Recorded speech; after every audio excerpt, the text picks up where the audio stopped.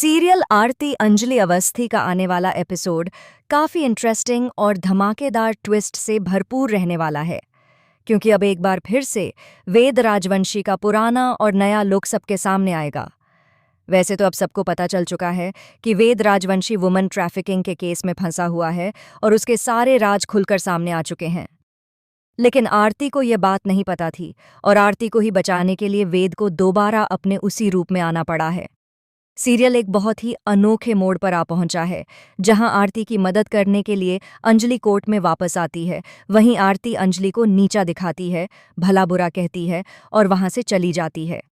आरती को अपनी मां से दूर करने के लिए गिन्नी अवस्थी एक नई चाल चलती है। वह राघव सिंह राजपूत को पैसे देकर भेजती है ताकि वह आरती की बेल करवा सके, जो अंजलि नहीं करवा पाई थी। इसके पीछे भी उसका एक मकसद था, ताकि वह आरती से अपना स्मगलिंग का काम करवा सके। इसी के लिए वह आरती को क्लब में बुलाती है। आरती क्लब में तो आ जाती है, लेकिन वहां आने के बाद भी वह ड्रिंक नहीं करती। इस बात से गिन्नी अवस्थी परेशान हो जाती है। गिन्नी अवस्थी आरती को शराब पिलाने लगती है और इसके लिए वह बहुत ही अनोखा तरीका अपनाती है। वह आरती से कहती है कि अगर तेरी माँ ने अभय सिंह राजपूत से शादी कर ली होती तो वह तेरा नाम तो खराब करती ही, उसके साथ बच्चे भी पैदा करती और समाज में मुंह दिखाने लायक नहीं रहती। आरती पहले से ही इस बात से काफी अपसेट होती है, इसलिए वह शराब पी लेती है। शराब के नशे में वह वेद से भी बदतमीजी कर बैठती है। वेद यह सब बर्दाश्त कर लेता है, लेकिन जब गिन्नी अवस्थी आरती के जरिए अपना काम निकलवाना चाहती है, तब वेद को वापस अपने असली रूप में आना पड़ता है।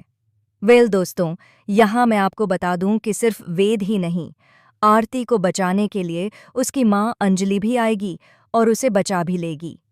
लेकिन इसके बावजूद आरती अपनी माँ का साथ नहीं देगी। न तो वह अपनी माँ को अपनाएगी और न ही वेद से माफ़ी मांगेगी। इस बात से वेद को काफ़ी बुरा लगता है जब आरती के सामने वेद का वह चेहरा आता है जिसे उसने आज तक देखा ही नहीं था।